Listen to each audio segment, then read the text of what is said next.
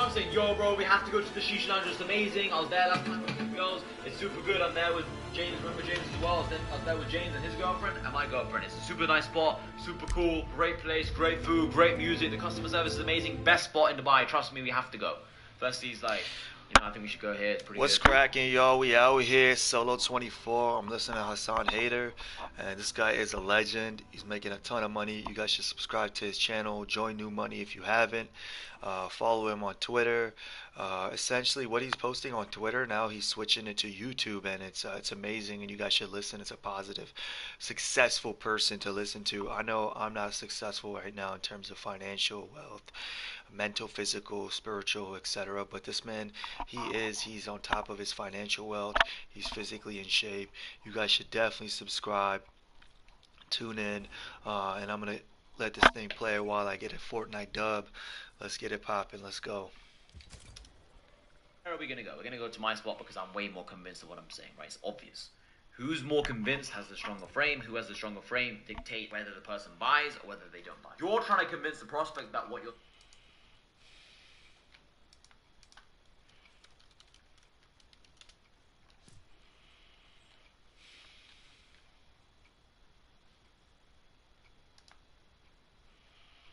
I'm testing. Let's see if you guys can hear my voice. Testing. Let's see if you guys can hear my voice. Yes. Alright, we're live. Testing. Let's see if you guys can hear my voice. Yes. Alright, we're live. Testing. Let's see if you guys can hear my voice. Yes. Alright, testing. Let's see if you guys can hear my voice.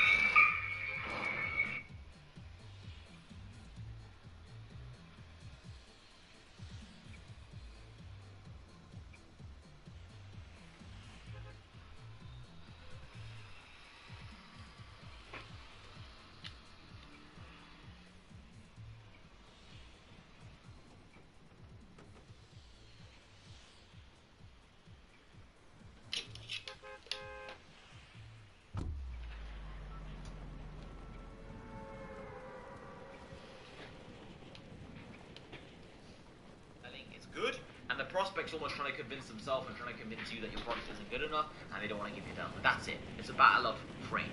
Because truthfully, this is how sales works, right? You, the guy selling, is competing for this money, and the prospect, he has that money. You're trying to take his money. You're trying to physically take his money. You can't rob him. You can't physically harm him and rob his money. That's illegal. But what you do is you take his money by giving him a good product or service in exchange. You have to convince someone that your product or service is better than the money they have. So Apple convinced me that their iPhones are worth more than the money that I gave them, right? This one's broken. I have a lot of iPhones, but AP, Audemars Piguet, had to convince me that this watch is worth more than the money I gave them. The status, or the way it makes me feel, or reputation increase, whatever. Patek had to give it blah, blah, blah, right? This microphone company had to convince me that buying this microphone is worth more than the money in my bank. They took this money away from me, but they gave me this in return. And I was like, you know what? That's how business works. And the more social proof you have, the more and more people are just going to trust you and not think too much. Because at the end of the day, there's a million different kind of businesses out there. There's a million different ways you can spend that money. I didn't have to buy this microphone. I could have bought another microphone. Now, my friend, he was the one who told me to buy this microphone. Why did he want to buy this microphone? Because a lot of other people bought this microphone, and this is like just known as the top microphone in the industry, I think. And it's got loads of good reviews. Social proof. Everyone buys things because of social proof. Why do you buy products from Apple? Why do you buy iPhones from Apple or iPads from Apple? Because you know that they're the best. They have social proof. Everything comes down to social proof. If Apple release a new product, or they release new headphones, or they release a new type of phone, or device, or laptop, or computer, people would buy it. Why? Because it's Apple and they bought other devices from there before.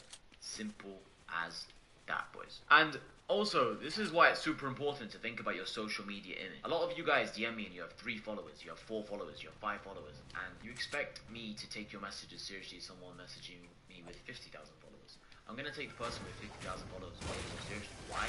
because they are more of a somebody. That's just the way the world is. The world is shallow, and if you're sat there thinking, oh no, that's too shallow, that's too dumb, well then that's the only way we can judge you, right? Because at the end of the day, if someone messages you, you haven't got time to ask them about their life story. It's just too long. If you were a smart person and you're intelligent, you would put together the time to build your social media image, because you should know it's very, very important. And if you don't think it's very important, then you're definitely dumb. Now some people might say, yeah, but the most powerful people in the world don't have social media, they're behind the scenes, they're low-key. Yeah, but you're not one of the elites, otherwise you won't be watching this video. And if you are watching this video, what's up, boys? You know, but I don't think you are. So keep this in mind, right? Your social media image is very, very important. The number of followers you have is important. You know, people following you is important. The kind of content you post is important. Your profile picture is important. Your bio is important. Your name is important. Your pictures are important. Your videos that you post are important. Everything you post is important, okay? Social proof is super important. If someone messaged you for a business opportunity and they had 5 followers versus 5 million followers, which one are you going to take more seriously, right? Think about it. Or a guy with a profile picture with no profile picture. Sometimes I have guys with no profile picture message me like, bro, I really want to do business with you. I literally don't even know what you look like, yet alone your name, yet alone where you're from, yet alone what you do, yet alone what you're good at, and you say, yo, let's do business together. I don't know you at all, right? So think about that. Law number 22. In business, when you work for yourself, right, you want to be increasing your prices as much as possible. You want to be increasing your prices all of the time. Because if you sell something and you keep the same prices forever, you're actually losing money, your business is going down because of inflation, because of the purchasing power going down. You need to understand that you have to keep increasing the prices for your money to be increasing, okay? The beautiful thing about working for yourself is you can choose the price. You can choose to raise the prices. As soon as you click your fingers, you can raise the prices, okay? Now, as you develop more and more social proof, as you become more competent, as you become better at carrying out the service or developing a better product, you can charge more and more and more money. This is the beautiful thing about working for yourself, okay? When you work for other people, you're at their mercy of how they see their vision for the business, okay? But when you work for yourself, you can choose what to do. And at the end of the day, you want to be increasing your prices, because you can only make more money in one of a few ways. Increasing your prices, or getting more customers, or doing a bit of both. Or maybe by increasing your prices by this much, and then only getting, like, let's say, this less customers.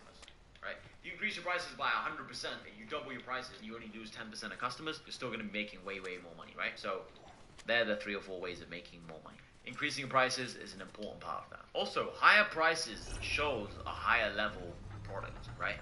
I have new money at the moment online. That's the only thing I sell online, like I was saying to you guys. Well, the only thing I sell online with my online and it's $1,797 as of the time of this film. Now, if that was $17, $170, would it sell very well? Yeah, maybe, but it would just attract a lot of idiots in the group. The network wouldn't be high quality, it'd be a lot of low-level people. Because it's a higher price, it attracts high-level people, it works better like that. People I want to meet are going to want to pay that kind of money. Because for them, it's not too much. And even if it is a lot and they have to save up, they're going to appreciate it more and they're going to work hard. Because even myself, when I was broke and I saw an opportunity like this, I would have joined it.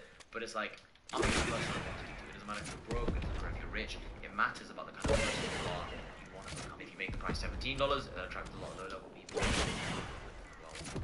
So keep this in mind. High prices attracts high type of clients. If you have, you know, personal training business, I always use this example because it's so easy, okay? If you did coaching for $10 an hour, you're going to attract people who don't really want to coach. If you have coaching, sorry, $50, whatever, you're going to attract more serious people, rich people who understand a better level. Okay, everything's just about the prices you charge. Higher prices, higher level quality clients, and also it'll force you to become better and better and better. If you charge low prices, you're kind of okay with getting shit. You're kind of okay with getting shit. You're kind of okay. So in your back of your mind, you're thinking, oh, I only got paid $5 for this anyway. You know what I mean? But the problem with that is the people who pay $5, $10, $20, $30, whatever you're charging for, they're still going to be unhappy that you gave them a shit product. They're not going to be like, oh yeah, I only paid $10, so it's okay that I got a shit product. They're going to be something thinking, I paid this guy money and I got him a shit product. You see what I'm saying? So it's always better to try and increase your prices when you can. Law number 23. De-link your time from money, right? You don't want to be trading your time for money. In a normal 9-to-5 job, the reason why you can never, ever get rich is because you're swapping hours of your life for money. And even if you get paid $100 an hour, $500 an hour, you're capped at a certain number of money per day, depending on the number of hours you work. Whereas if you post content online, it's scalable, it can reach unlimited people. I can make this video now. I'm not gonna lie, I can't be asked to make this video right now, boys, because it's 10:34 in the evening, and you know, it's late, I've got other things to do, but I know that if I make this video, I'll be seen many times over the next 1 week, 2 weeks, 3 weeks, 5 weeks, 6 weeks, 7 weeks, 3 months, maybe even a year, 2 years, who knows? The ROI is immense, and it's just a one-time investment, so it's scalable. When I start a new business, I put a lot of effort up front into get to know the business, get to know the business partner I'm doing business with, but then it's basically like easy to maintain it after. Everything I do, I like to think to myself, okay, is this scalable, or am I trading my time for money? Because if you're trading in time for money, no matter how much money it's paying you, it's basically a high-paying job. And I don't want to work a high-paying job. I want to create a business, something that can run without me, or just very, very little maintenance. Because people are always talking about passive income and all these things. There isn't really too much of a thing as passive income. It's just like more active income and less active income. Okay. So keep this in mind.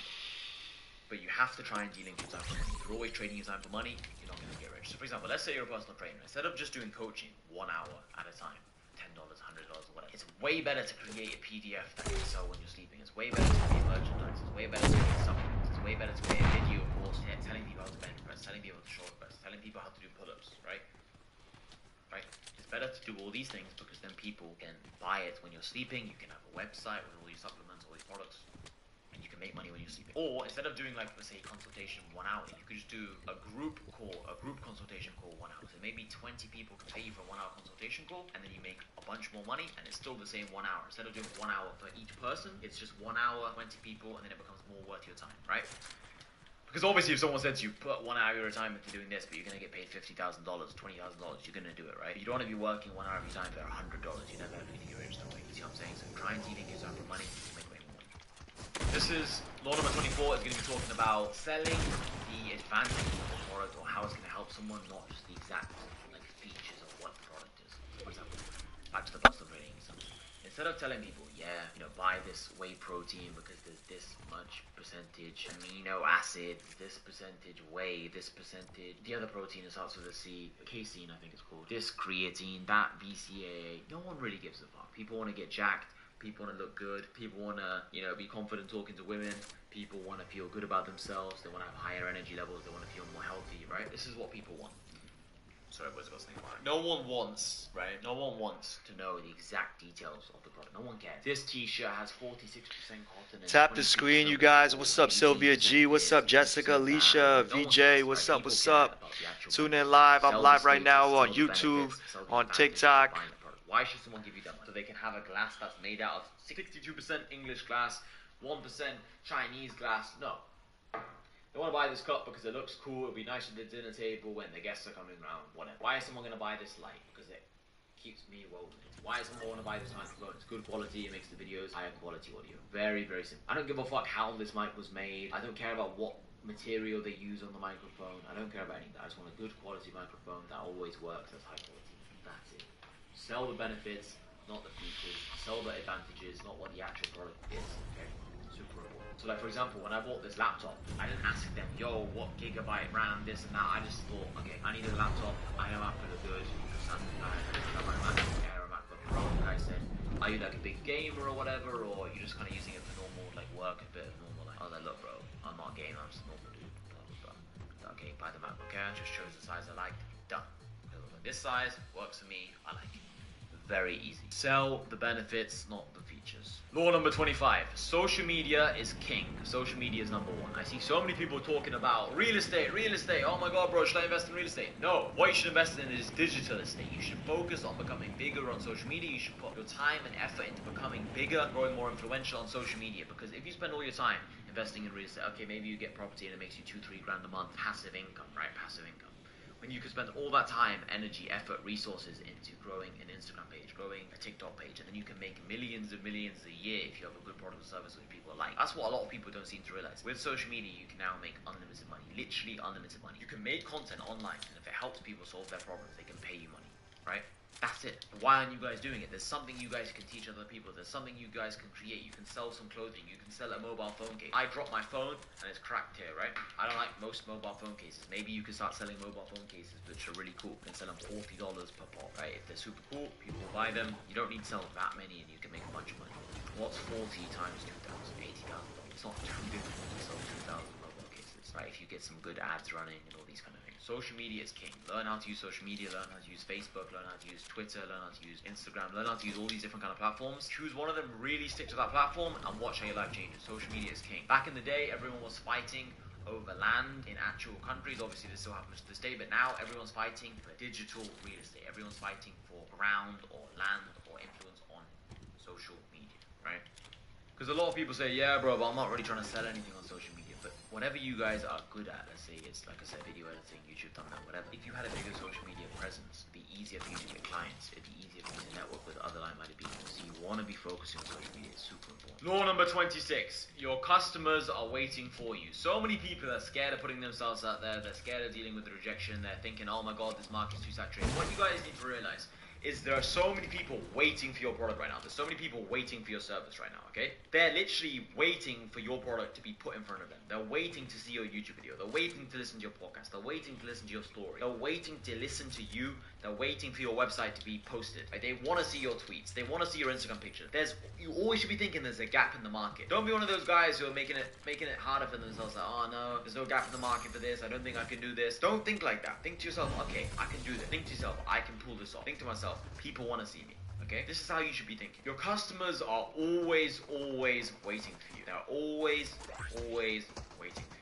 Another thing you need to think about, okay, is the reason why so many people are scared of posting content, the reason why so many people are scared of starting business, is because of the people who don't want the product. They say, oh bro, you shouldn't sell this, no one wants this. I remember when I got kicked out of uni, one of my closest friends told me, Hassan, you can't sell boilers, bro. Because he was out there thinking he doesn't need a boiler. But so many people do want boilers, so many people do need boilers. You might be sat there thinking, oh my God, who would want to buy this? Who would want a YouTube thumbnail guy? Who would want... There's a business for every single problem. There are people who buy dating courses. There are people who buy dating coaches who help them with their whatever, right? Their dating lifestyle or whatever. There are people who buy programs on everything you can imagine. There are probably people who buy things on like how to meditate better. There are people who buy things on how to speak English, how to learn French quicker, how to learn Italian quicker. There are people who sell programs on how to set up an e-com store. There are people who there's like people selling so many different things that you might think, who would buy that? But people who want help in those things. There is literally a program for everything. There's literally a business for everything. Now, we don't have to just talk about like online products. We can talk more about like actual physical products. I would never think about buying a microphone until I started making content. Before, I wasn't their target audience, but now I am their target audience. I want to make content, so now I need a microphone, right? I would have never thought about buying a water fountain in my room. On the left of me right now, I have a big water fountain. I'm actually just going to get a cup of water. So I got a cup of water right now. I have a water fountain beside me, right? I would have never thought about getting a water fountain until I moved into this house, and it's massive. My room is right in the corner of the house. So for me to go downstairs to the kitchen, it's a long walk, and it's probably like 1 or 2 minute walk up and down, right, to get the water and everything, and like the energy of like stopping what I'm doing. And my time now is worth so much money per minute, but it's like that actually would cost me a lot of money over the year, because I'm in this house for a year. I'm renting this house for a year, right? So it's literally cheaper and literally better for my quality of life just having a water fountain in my room and have a big room. Never had a big room like this ever in my life, right? So the point I'm trying to make is you might be thinking, who would buy that? Lots of people. It's just you might not be the person who would buy that. I wouldn't buy a water fountain before, but now I would buy a water fountain. So the point I'm trying to make is, you guys watching this video right now, there are so many products that you wouldn't buy at the moment, but you would buy in 2 months' time, 8 months' time, 3 years' time. What does that mean? It means there is someone who would buy anything. There's always people out there who would buy anything. And also, if you can sell to one person, you can sell to thousands, you can sell to millions of people. I'm not the only person who wants a water fountain. There's loads of people who want it. Keep that in mind and understand that you can sell anything and make money. You just need to know how to target these customers, because they exist out there. But you need to be the one who targets them. You need to be the one who takes their money.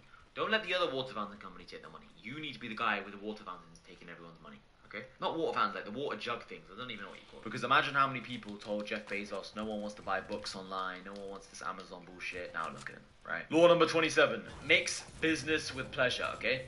So, a lot of people think business has to be depressing, business has to be, boring, it has to be, like, sad and this unhappy thing. Yeah, there are times where it's hard, there are times where it's difficult, but in general, right, it's actually very, very fun, and it's satisfying and it's fulfilling. You feel like you're working hard and it's fun, especially if you're with people who are like-minded to yourself. That's why I started New Money 2 years ago. The main reason I started New Money was to have people I could travel the world with. There was people I could have waiting for me in every city. If I go to LA, there's people there. If I go to Miami, there's people there. If I go to London, I was already in England, but if I go to London, there's people there. If I go to Paris, there's people there. Everywhere all over the world, I want there to be people. But then as it started getting bigger and bigger, I thought, okay, I want an actual like-minded network, a bunch of people. It's going to be useful, right? I can actually start businesses with. Business doesn't have to be boring, because you can just basically work and make money with your friends. And if you're making money with your friends, it's going to be an enjoyable thing, right? That's it. Right now, as I'm doing this video, my boy's behind the camera right now.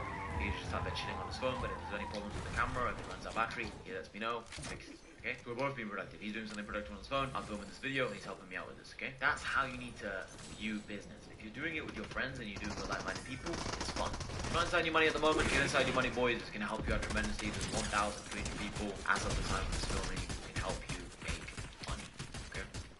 Law number 28. Find out why your customers bought from you, okay?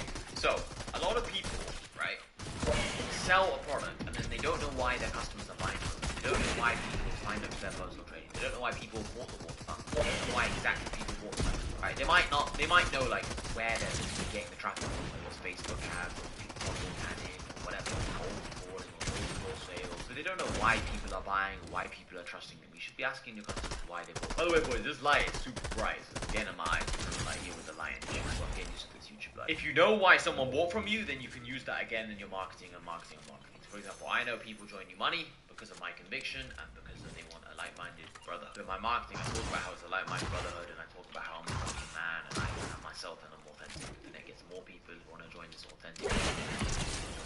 That's it, right? If I was selling dating coaching, I would ask people, why did you buy from me? And they'd say, oh, I bought coaching from you because I know that you have good relationships with women and I want a good relationship with my girlfriend, and I'm thinking if I buy coaching from you, I'll have a happier marriage or happier relationship with my girl. If everyone was saying, bro, I bought this dating coaching from you because I want to fuck more girls, then I'll be showing pictures of me with more girls on dates and I'll be talking about how I fuck loads of girls. If everyone buying from me was buying because they had a good because they wanted a good relationship with their girlfriend, a good relationship with their wife, then I'll be talking about like loving relationships, and I'll be like, guys, what about having a loving relationship? Blah, blah, blah, blah. Tell them what they want to hear. Tell people what they want to see. Like, show them what they want to see. Because at the end of the day, what the marketing is important. It's not the actual product. If your product is good to help people fuck more girls, and it's good to help people, you know, improve their marriage life or whatever, you have both inside the product. Why would you focus on the thing on the marketing right before they bought? Just about like the thing they don't really care about, like, oh, fucking there's a girl. Talk to them about the thing they care about, improving their relationship with their girlfriend, because then they'll buy the product, and once they bought, they're gonna get access to both things anyway. You see what I'm saying? Keep that in mind. Like we were saying before, sell the benefits. The benefits are they want to improve their relationship with their girl. They don't care about all the extra little bonuses and features. They don't care about the other benefits. They just care about the main benefits. So talk primarily about the main benefit. Okay? Ask people why they bought, then you can use it again in your marketing. If you're doing short form content and you've got 2 clients, ask them, why did you guys trust me over another short form content guy? Well, yeah, I chose you because you have 25,000 followers on Instagram. We'll say, look, so in your marketing, you need to be talking about, guys, I have 25,000 followers on Instagram. The reason why I have 25,000 followers on Instagram is because of my short form content skills. A lot of these other guys pitching short form content to you, they don't have 25,000 followers. The reason why I have 25,000 followers is because I'm the fucking man when it comes to short form content. Alright guys, I'm wearing sunglasses now for the rest of this video because my eyes are actually hurting with this light in my fucking face. Maybe as I get better at the YouTube game, I'll be able to do these videos without my eyes getting affected by the lights, but yeah, it's bright, and apparently this is the lowest brightness. Apparently this is the lowest brightness, and yeah, I can't really, I'm like squinting, and I feel like it's hurting on my eyes, so. Law number 29, make people feel important when they buy from you, okay? So, let's say, right, someone signs the paperwork, we get them to get a boiler, okay? If someone signs the paperwork, they want a boiler from us, right? What we do is we make them feel very important. We message them. So what it is, they sign. A couple of days later, surveyors come around. A couple of days later, someone might come and install the boiler around their property, right? Now, during those 3, 4, 5, 6 days, when from me knocking on the door, back when I was a salesman, one of my guys knocking on the door, to the surveyors, till the installation, we are with them that whole process. We're messaging them. Yep, the surveyor's about to come in an hour. Yep, the installer's are going to come 2 days later. Yep, the installer's about to come in 10 minutes. Yep, oh, how was it? Did they get the boiler done? Yep, cool. Awesome. How was the overall experience? Yeah, it was so good. Thank you so much. Thank you so much for the experience, blah, blah, blah. Thank you so much for your, you know, if you make people feel good and you give them a good experience, they're going to refer you to other people. They're going to talk very highly about you to other people. If you can make your customers feel 1% better, 5% better, 10% better than your competitors, they're going to love you so much. Okay, they're going to trust you so much more. They're going to give you future business. They're going to tell their friends about you, tell their family about you, about you on social media. They're going to talk about you very highly. The place I bought this AP from is the same place I bought this Patek from. The place I bought this Patek from is the same place I bought my Rolex Day-Day from. It's the same place I bought my Diamond Rolex. It's the same place I bought my Yachtmaster. It's the same place I bought my Hulk Submariner. It's the same place I bought my Yellow Gold Day-Day. It's the same place I bought my basic Rolex Date just to have. It's the same place I bought a bunch of watches. I have a ton of watches, right? It's the same place I bought my grey stainless steel AP. It's the same place I bought so many watches from. All my watches are from that one place. And the reason why it's all from that one place is because they have good customer service, they have good customer experience, but buy all of them from that one place. Okay? If you make someone feel important, they're going to keep buying from you, keep buying from you. When I was going to buy a watch, my first watch, about 3 years ago now, the place I was choosing was between this one and this one, and I ended up going with this one just because these guys didn't respond to me in time, and they made me feel like that, you know, my business wasn't too important. People value that a lot. Even when people message to join New Money, at the moment it's my brother who does the DMs, but before it was myself, and I used to reply to every message super quickly. Okay, and when you reply to someone's message super quickly, it makes them feel valued, it makes them feel important, it makes them feel like, oh, this guy takes this seriously. Very serious group. I think I should join New Money. It gives them more confidence in their decision. Okay, make people feel important, they're going to keep coming back to you. Law number 30, your reputation is super important. Don't screw people over in business. Now let's just say we live in this world where referrals didn't matter, the goodwill of other people didn't matter, your image didn't matter, and you had no morals. Okay, then you could say, alright, I'm just going to be a piece of shit. Okay, I see why some people would do that. So even if you're the biggest piece of shit in the world, it does not make sense to be a piece of shit, because it will catch up to you through karma, through people talking. People will find out that you're not a dodgy business. It's not going to benefit you at all. Okay? It's super important to understand that the best way to make a lot of money is to get repeat customers, and to get these repeat customers telling other people about you. Okay? You're never going to get that if you're a bad businessman who gives people bad business. You don't give them the product you promise, or you don't give them the service, you know, fulfill the service that you promise. It's super important to remember this. Okay? So even if you are a piece of shit, it's better to be a good man. It's better to have good business, because you'll make more money that way. So if you're a good person with morals, then obviously you know that your reputation is important and you should treat people with respect. And even if you're a piece of shit, you should treat people with respect and have a good business, because it's going to catch up to you negatively anyway. So either way, do people good, don't screw anyone over, you're going to last long in business. Because at the end of the day, business is a game of lasting. It's not about making a bunch of money in 1 month and then collapsing and failing. It's about building, getting bigger and bigger, right?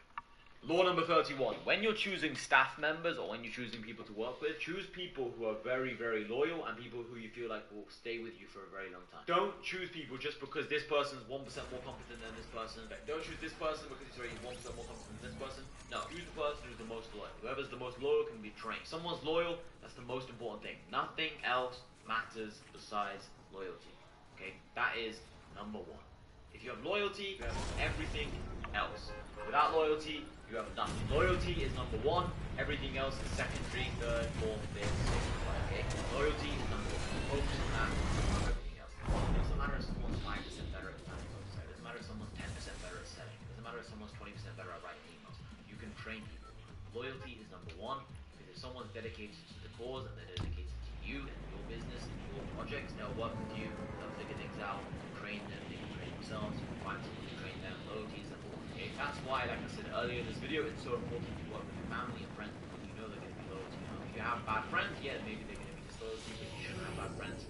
Join New Money, that'll fix that problem. Law number 32. Fix the problems immediately. Don't wait, don't delay anything. If there's a problem with PayPal, fix it ASAP. Problem with Stripe, fix it ASAP. Problem with your laptop, computer is not switching on, fix it ASAP.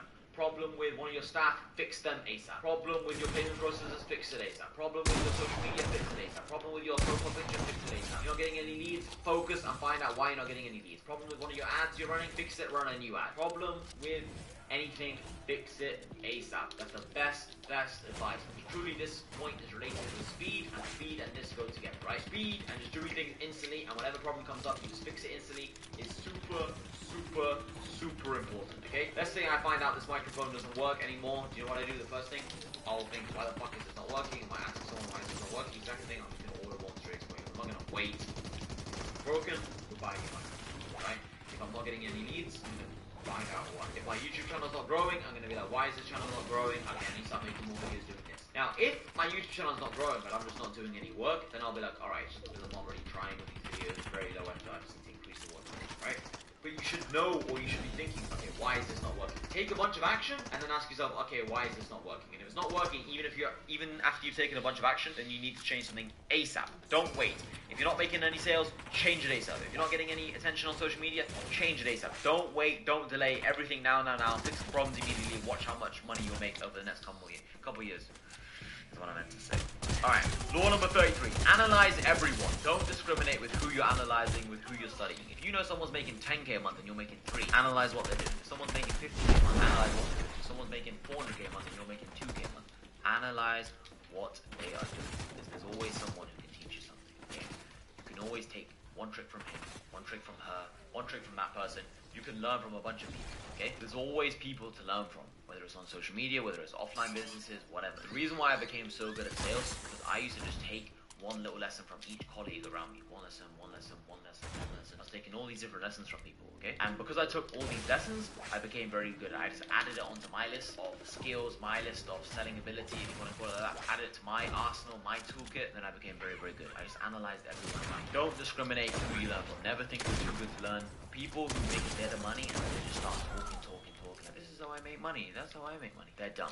Listen to other people. Online on social media, of course, I'm loud because this is my YouTube channel. This is my brand. Of course, I'm always going to be the one talking. The camera's on me right now. But in real life, if someone's talking and they're making any kind of money, I just shut up. I don't talk. I don't listen. I'm very quiet in real life. Why? I just want to listen to them, try and learn some tricks. It's called being an ear hustler. 50 Cent talks about it. You want to just take tricks from other people. Why are you talking? To boost your ego to one guy, potentially? Like, imagine you're at a dinner with one or two other guys, right? You want to talk to impress these two guys. Do you know how dumb that is? It's so much easier to just focus on listening to these two people. Let these two people think you're stupid. No problem. Take the information. You're going to become better yourself. And then if you really care about impressing other people, you're so big, you can impress 2 million, 200 million people all over the world when you get your shit together. Focus on improving yourself. Don't worry about improving your ego, asserting your will or ego over certain people. It doesn't matter. It's all stupid, childish games, okay? Focus on listening to other people, taking bits of information from other people, apply it to yourself, apply it to your own toolkit, your own game. You become smarter, you become richer, you become wiser. Law number 34. You need to know your product super well. In door-to-door sales, I learned that stuttering for 1 second is deadly. Stuttering for 2 seconds is absolutely unacceptable if you're not making a sale. You cannot be asking questions. The reason why I sell so well with New Money is because I sell it like this. I sell it so much conviction. I know it inside out. I'll tell you why New Money is amazing. I'll tell you all the objections right now. Alright, why do people not join New Money? They think it's too expensive. They think it's like every other online course. They've been scammed before. They don't know what it is. They think it might just be a group chat, not actual video materials. Some people don't want it to be video materials. They just want it to be a group chat. But then some people want it to be a group chat, not video material. And I'm telling them, look, it's both. It's everything. Some people think, oh, when you join the group, you're going to be left alone. I'm saying, look, you have an accountability coach. You have one-on-one access to me. You have daily life calls, right? Look how does my voice change. I'm so much conviction when I'm selling this because I believe in it so much, right? I know all the objections why someone wouldn't want to join. They don't know me well enough. They don't trust me well enough. They don't know what businesses I built. They don't know anything about Hassan, right? They don't trust me as a person. They don't trust the group. They don't trust people online posting content, right? They don't trust people who flex online. There's a million reasons why someone might not buy. It's my job to overcome the objections, right? There's 100 I can name. I'm going to keep this short. The point is, okay, you need to know your product super well so that when someone asks you a question, you can answer 1, 2, 3, 4, 5 points together. If someone asks me, oh, why are you guys coming around the neighborhood installing boilers, I'll know what to say. If someone says, why should I join New Money? I know what to answer 3, 4 points. If I genuinely know my product and I genuinely believe in it, I genuinely know it's the best product for them, why would you not want to join New Money? Are you dumb? That's my actual belief. You are watching this right now and you made it this far in the video. You are actually dumb for not being inside New Money because you'll learn so much. It will change your life, and if you watched it far through this video, you're clearly the kind of person who's not afraid of hard work. You're clearly not the kind of person with a very short attention span. You clearly have some kind of attention span. You can't be focused. You're gonna make it far. Okay, join New Money. Outreach. There's lots of ways of getting clients, right? You can get inbound leads, you can get leads from paid ads, you can get referrals, but one of the strongest ways as well is doing outreach, where you're messaging the other person. Now, a lot of guys who are trying to make money, a lot of beginners, they focus on outreach. I believe in focusing on inbound leads and eventually paid ads, and obviously referrals, but a lot of people, they focus on outreach. And you shouldn't be focused on outreach too much, because it's not a really long-term strategy. What are you going to do? You're going to message everybody, you know? It's not the best strategy, and also it's like cold traffic. Whereas with inbound leads, they're coming to you, it's much better. Now anyway, with outreach, right, you need to think, how is the other person viewing you? A lot of people send the most basic messages like, hey Hassan, I want to create short form content for you. It's 25 followers, no profile picture. I'm not going to want to accept that, right? I'm not going to want to sign that person. I'm not going to want to hire that person, right? So think about how you are being perceived, okay? Now, outreach can work, okay? Of course. Everything works in business. That's what you guys need to understand. Some people say, oh bro, do you think outreaching is good? Well yeah, it can make you money. But so can paid ads, so can referrals, so can inbound leads, so can a bunch of different things, right? It's not about is it going to work, it's about what's best. But to be honest, you're only going to learn what's best after you've taken a bunch of action anyway, so to be honest, it's not a bad first move. Take a bunch of action, try it, see if it works, see if it does. But yeah, if you want your outreach to work, you're going to have a good social media profile. You're not just going to be able to get away with it by having some shit profile with no profile picture. And also, if you guys are on social media and you're trying to become successful, just get over the fear of worrying about what other people are going to think of you. Like, oh my god, someone from school or someone from my university or college or my girlfriend might see me posting on my Twitter account, do this, do. Don't worry about that. It's all in your head. It's all just bullshit noise. Trust me. As I'm posting more and more online, I care less and less what people think. It means nothing. It means absolutely nothing. I've got so many amazing friends right now, and I met them all online, right? The best way to meet people now is online. Why would you spend time trying to fuck around and find people in certain places in real life when you can just meet them through the internet? The internet is the best thing ever now. You can meet girls online, you can meet business partners online, friends online, you can meet everybody you need online. Why would you just rely on meeting people in real life and hope that you bump into them at the right time, right day, right place, right moment? It's bullshit, right? Outreach works because you can just message who you want. You can meet who you want. You can meet who you want. You can get the clients you want. Outreach is powerful. So get your profile up, improve your social media, and then use outreach. It's a very powerful tool. Not just outreach in terms of getting clients, but outreach in terms of DMing someone you want to connect with. I've done it many times. People have done it to me, and I've actually made some very good friends just through outreach. Law number 36. Your network is super important, right? Mike Tyson went broke, and he went broke, and now he's a millionaire again. Why? Because of his connections, because of his fame, because of his notoriety. But again, because of the people you know. It can put him in position to winning. Your network is everything. If I went broke today, it's not really the end of the world because I know so many people. It's hard for me to go broke now because I have so many people whose businesses I own percentages of. I know they're not going to all go broke as well, right? I'm in a strong position. But a reason why a lot of people go broke is they have obviously some crazy spending habits. They don't have any financial discipline. They go broke, whatever. But you're going to always be okay if you have a good network or you know how to acquire a good network. You're always going to have a good network if you're a valuable person who provides value to other people around, right? That's it. You want to have a good network. Your network is super, super important because you can learn things from those people, right? You can learn things from those people, and you're going to learn different kinds of things. You might be good at selling, but this person's good at copywriting, right? So he can help you with your emails. You might be good at selling, but this person's good at designing a website. I'm good at selling, but this person might help me with some back-end part of my business, right? I might be good at selling and speaking and this and that, but then this person's good at finding me business partners and finding me, opportunities to invest in, right? Or the next crypto coin or project that's going to go through the roof, right? You need people, you need a network. I made a bunch of money with crypto like a year ago, whatever it was, just because I had friends who told me what to invest in. I made money, tripled a bunch of money, right? Easiest money ever, because people told me, buy this, buy this, buy this. Made a bunch of money. It's that easy, okay? You need a network. You can join New Money. That's my private online community. There'll be more details in the description, but join an online community. Whether you think you should join New Money or not, just join some online community. Obviously, I'm going to say mine's the best, and it is, because I'm the guy who runs it, and I'm the best. But the point is, join some kind of online community, because even a bad one is better than no online community. Having no online community now is actually stupid because we spend so many hours on our phone. So if you're not going to have the right influences online or on your phone, your mind's just going to be programmed by all the wrong things. Everyone knows you're the sum of the 5 people you spend the most time with, right? Everyone knows you are who you spend time with. Everybody knows your network is your network. But you're only going to spend so many hours in real life with people. The people you speak to on your phone, the people whose content you see online, that affects you more than you realize. That affects you more than the people you spend time with. Because in real life, you might be spending time with 2 hours. You might be spending time with people for 2 hours a day. But on your phone, you might be on your phone for 10 hours of screen time on your laptop or your video games or whatever. You might spend another few hours. Who you talk to on the internet massively affects your development. Massively. Join an online community, improve your network. Law number 36. Law number 37. Building a sales team can be very, very profitable. Instead of you being the main salesman, you can have other people selling for you. Okay? So, if you're selling yourself, your time is dealing to the money, and you're always going to have to hustle to make this. But if you have people selling underneath you, like you're here, salesman, they're going to be making you money and just giving you basically free money, effective. You just have that system set up, okay? It's super important to try and create a sales team. Now, no one wants to sell for a loser. I get asked this in New Money all the time. Hassan, how do you build a sales team? Hassan, how do you manage your staff? How do you motivate them? How do you get them to sell for you, okay? It's super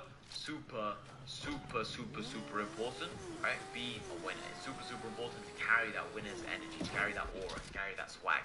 Because why would I, as a salesman, let's say, want to sell to this guy if he's a loser and I feel more confident in myself than he is in himself? I want to sell for Jordan Belfort. I want to sell for someone who I think is better, someone who's like been there, done that. I want to sell for someone who's got that fuck you energy, someone who's like, yeah, fuck it, they don't want to buy from me, fuck them. And that relates to one of my selling strategies, which is buy or die. They either buy from us or fuck them, they're dead to it. And I know someone like Jordan Belfort, he would share that energy, right? I want one of these kind of people, these hard, ruthless sales. That's who I'd want to sell for, right?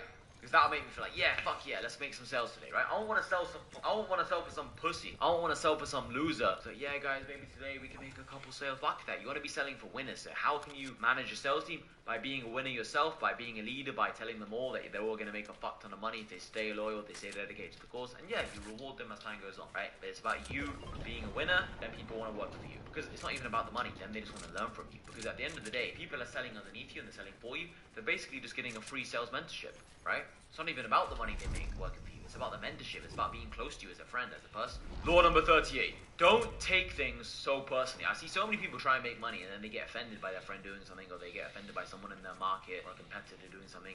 Their competitor steals them, do something, sees them do something and then steals their idea. Look, business is ruthless. And business is a game where you're competing for the most sought after resource in the world, money. Everybody wants money. It's not like sports or athletics where everyone, some people want to be the best NBA 3-point shooter. It's not like football where some people want to be the best soccer player. Everybody on this planet wants to be rich. Everybody. Okay? It's not like some people want to be rich and some people don't. Everybody wants to be rich. No. So, it's competitive, it's ruthless. Some people are going to do some fucked up shit, some people are going to betray you, some people are going to do some funny shit, some people are going to, do things that you don't really understand the reason for, some things you're not going to understand, some things are going to confuse you. A bunch of funny shit's going to go on in business. You can't get offended by it personally. You have to just sit there and be like, alright, the game is the game, it is what it is, chill, right? You need to just be able to look at certain moves and be like, alright, I see why they did that, maybe they're trying to pull one over me. Don't get personally offended, right? I'm not saying trust everyone, I'm just saying don't get personally offended, because it's a competitive game. You gotta remember, most people in this world aren't your friends. They're not your friends, to be honest, in some ways they're right. Okay? I've seen a bunch of people do some weird, snaky shit. It is what it is, right? It is what it is. Also, if you have a product and you sell it to a few people, right, and everyone tells you no, you take it so personally, then you're gonna be like, oh, maybe business is not for me, I don't think I should do business, maybe I should do something else, I should have stayed in school, my parents were right, I am a loser, it's not gonna work. But if you just say, you know what, it is what it is, maybe my product's not so good, it's not a problem with me, it's just a problem with my product at the moment, I'll improve it, I'll fix it, I'm gonna do better, I'm gonna get back to the marketplace, I'm gonna make more money with this new improved product. Then you're gonna become very, very successful, and you're gonna be a winner, okay? But if you sit there and think, oh my god, this is such a big deal, this is a massive problem, I'm a loser, I don't think business is for me, then you won't succeed, okay? Don't take anything personally.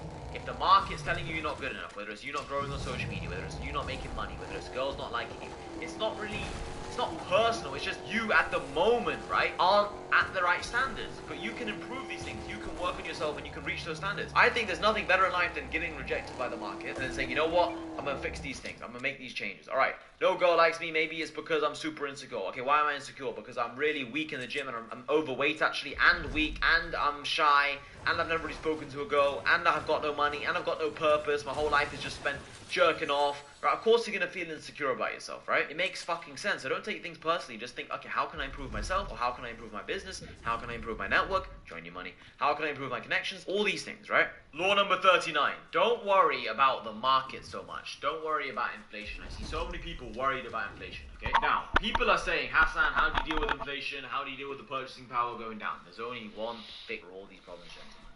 Make more money. Yo, on this note, like, you guys think that you guys can't make money, even me personally? Like, nah, bro, there's literally, you go to LA Fitness, they have literally toilet sensors for when you walk away from the toiletry to, like, there's money everywhere. Like, money is abundant, save it. Don't spend it on women, don't spend it on drugs and alcohol, don't spend it on things that aren't benefiting you or helping you make more money. You know what I'm saying? Dude, just take action. The most important thing is take action. Like, they literally have money for war, so there's money for everything else that you want in life. There's abundance. People with way harder circumstances are making money. But yeah, man, you guys got this. I got this too. We're gonna make money the same way I just exploded a man right there. Never the answer. It's never ever the answer. The only option you have is making more money, because you cannot control what the banks do. You cannot control what the government does. You cannot control what the elites do. You cannot control the war in Russia and Ukraine. You cannot control India and Pakistan and China and Brazil and all these big countries, Russia, England. You can't control the world. What you can control is your world, your universe, your bank account, your money, your financial decisions. the best financial decision you can make is focusing on how to get rich. You never save yourself rich anyway. You're never going to save enough money for your job. The only thing you should ever be thinking about is prices, gas prices, food prices, the economy going fucked up, everyone becoming poorer and poorer, the inequality gap between the poor and the rich. You shouldn't be worried about that. The only thing you should be worried about is becoming rich yourself, and then you become one of the rich people. It's always been like that. Any of your focus on anything else is just pure stupidity. Focus on how you can become richer yourself. Saving money is just a defensive. It absolutely should not be complaining. And also, if you're around people where you feel like you're going to complain, don't pick up their phone calls, block them. You don't need to be around people that you're complaining to. You need to cut off that source of just complaining. You know what I'm saying? Like, stop doing that. That's what I'm personally doing. I have to block people out of my life that aren't allowing me, or not aren't allowing me, that I feel like I'm vulnerable around, or I'm like giving them my sob story, or I'm like, oh, like, well, this won't happen. No, like, cut all that out. Like, cut all the people that if you're the negative person, cut yourself out of that person. Now you're not being negative because you don't have a source or a sponge to take in all your dirtiness and negativity and complaining. So yeah. Right? Even if inflation is fucked, even if everything is going wrong, you think, oh, you can't afford daily life, and living, your wage in the moment from your 9 to 5 job isn't paying a lot of money. Boys, what you need to realize, right, is that you're gonna be fucked either way. Either you're gonna be fucked saving this couple grand, or you're gonna be not fucked saving. Either you're gonna be fucked saving this 2 or 3 grand you have, let's say, from your 9 to 5 every month, or right, either you save a couple grand every month and you're gonna still be fucked because you have no money, it's too small, or you're not gonna save it and you're gonna spend it, but that way you'll give yourself a chance of learning skills, meeting new people. Yeah, and this is one like real life example for me, like personally, like, and this is why you also shouldn't tell people what you're gonna do. Like Sean O'Malley, for example, I knew he was gonna win. I knew the narrative was for him. I knew he's a better fighter. He has better reach, and Aljamain Sterling wouldn't be able to beat him. So I go in the room and tell my brother, "Oh, I'm about to put 5K on, Aljamain Sterling or however much money." And then he's like, "No, it's not this. Like, it's wrong. It's this, it's that." And then what happened? Sean O'Malley won. So I missed that opportunity. When opportunity presents itself, you have to have balls. You have to risk it for the biscuit. If you don't, you're just going to be filled with a load of regret. Me personally right now, I don't have a lot to lose. I don't have a lot of money. I'm helping my pops out with the bills, but if I have like $1,500 and I owe my pops, 1,000, then with that 250 from the 500, I might as well throw that into the pot into something that I have like 75% chance of winning. It's worth it, and yeah.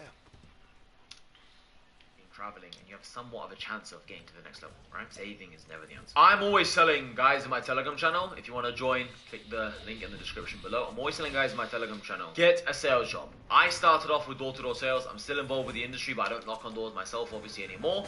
But I started off with door-to-door sales. I think that's the most superior form of sales because you're learning how to deal with rejection. You're literally in someone's face, right? And you're getting rejected 1 meter away from them, right? That develops your confidence like nothing else, okay? Door-to-door sales, there's cold calling kind of jobs, there's affiliate type jobs, you can be selling over a Zoom call, there's a bunch of different kind of sales jobs you can do, right? Appointment setting, closing, a bunch of stuff, right?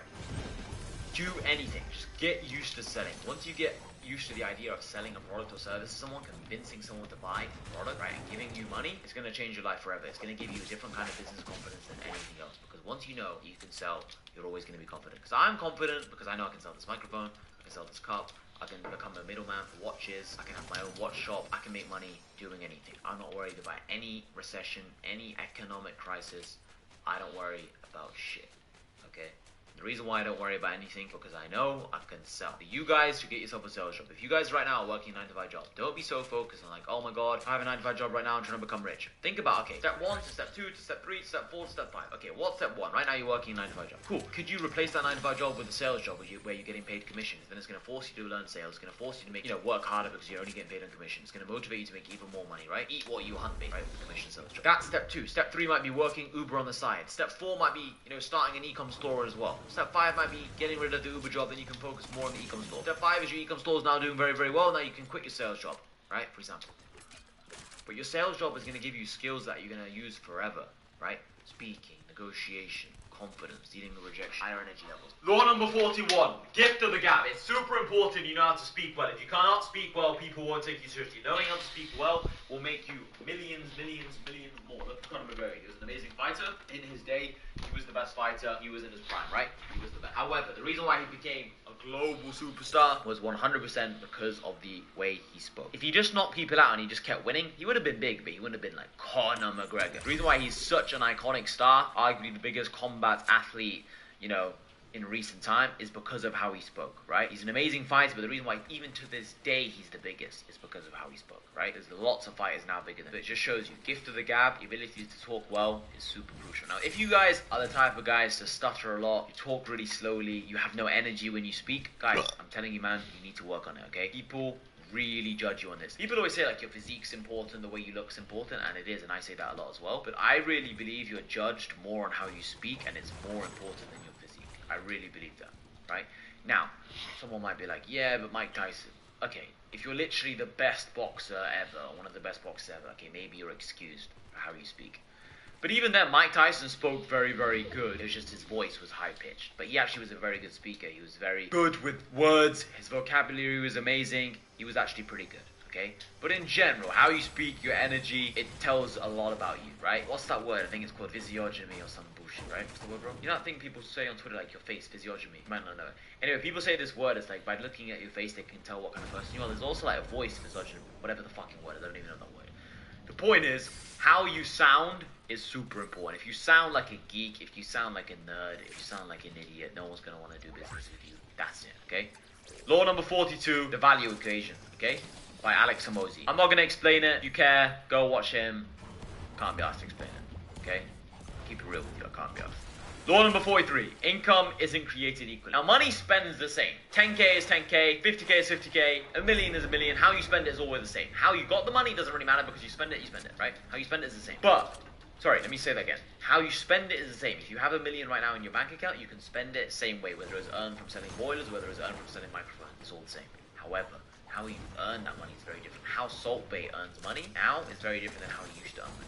Now he might earn millions just doing this, but back in the day he had to work day and night, becoming a very good chef, developing his skills to get to this point.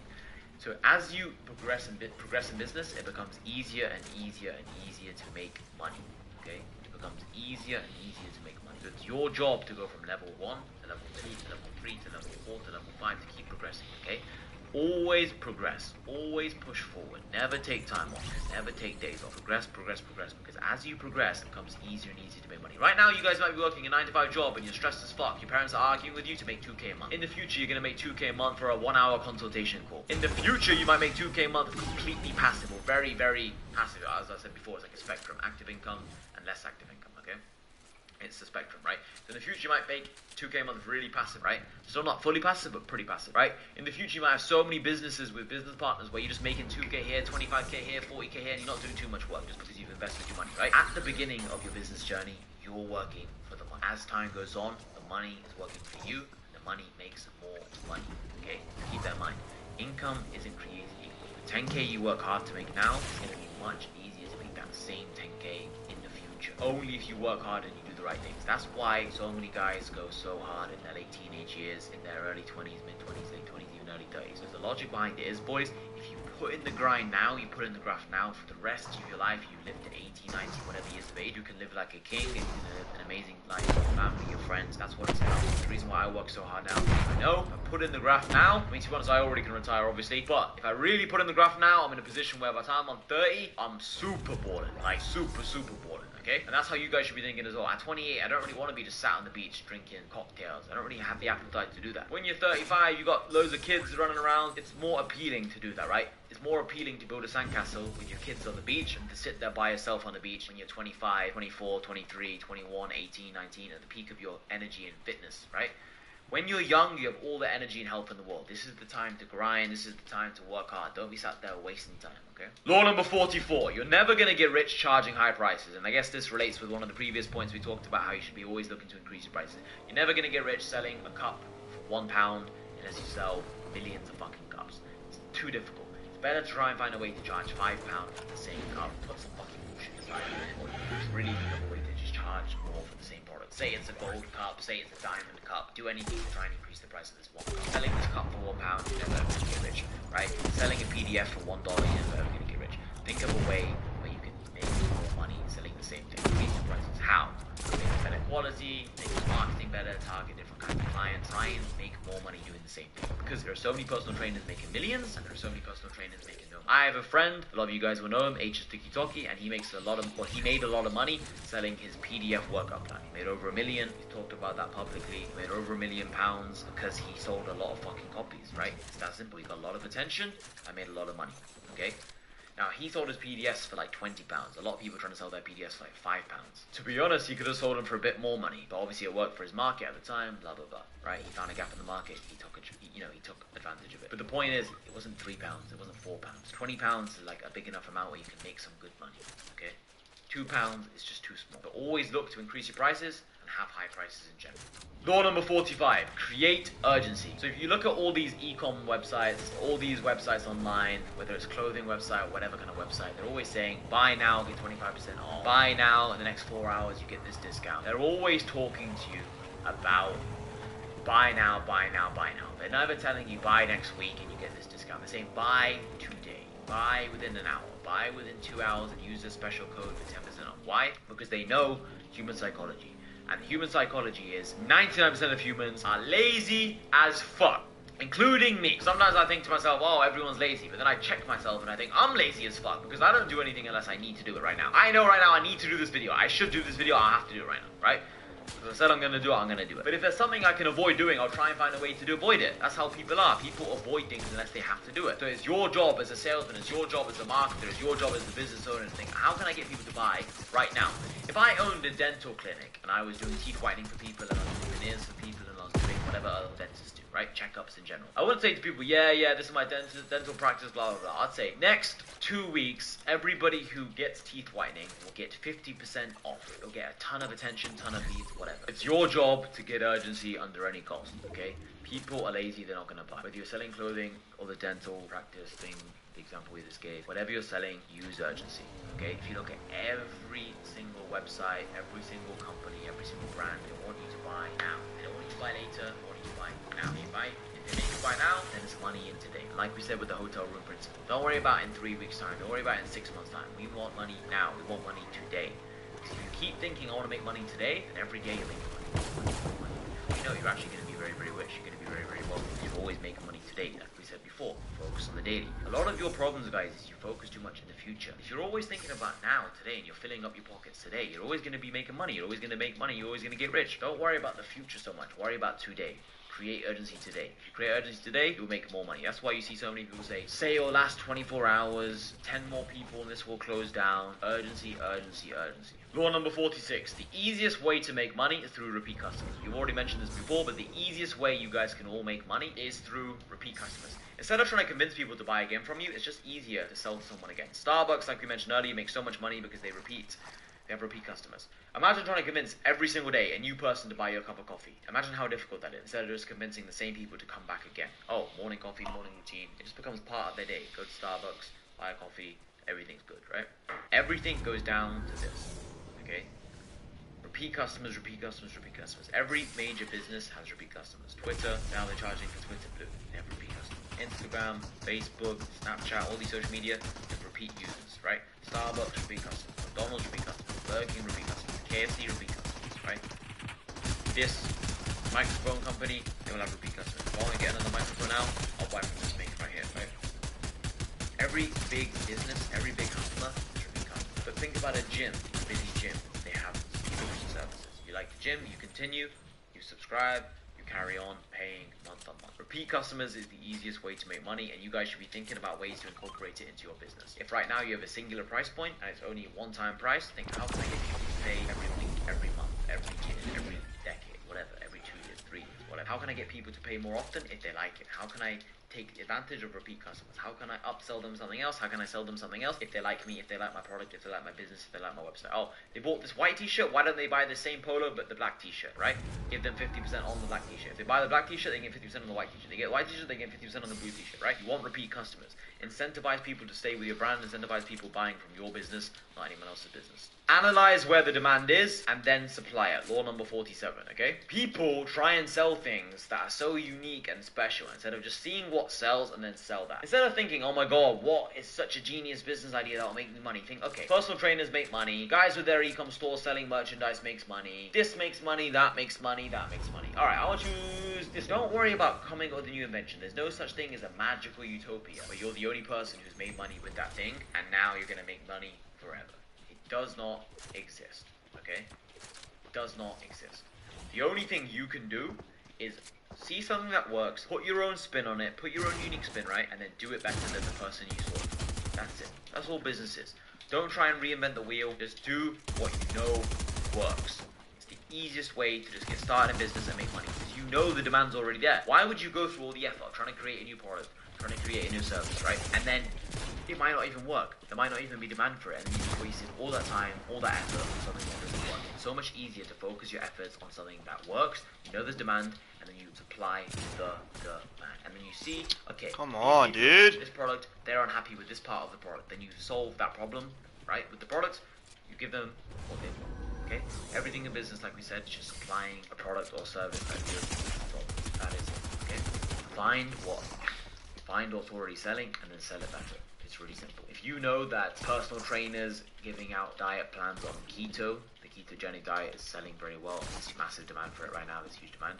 Okay, sell a program on the ketogenic diet. You know there's demand, you know there's a market for it, you know you can do it better by getting attention on social media in this way, by doing that, by changing the website, by being smart with this, by hiring more people to help you to scale the operation more, by working longer hours than your competitors. All these things will give you an advantage, okay? Because another thing is, right guys, if a market is saturated and a product is saturated, that means there's loads of money in that market. There's loads of money in that niche. There's loads of money in that industry, right? Because a lot of people think, oh my god, it's saturated, that's bad, there's loads of competition. It's good if there's saturation.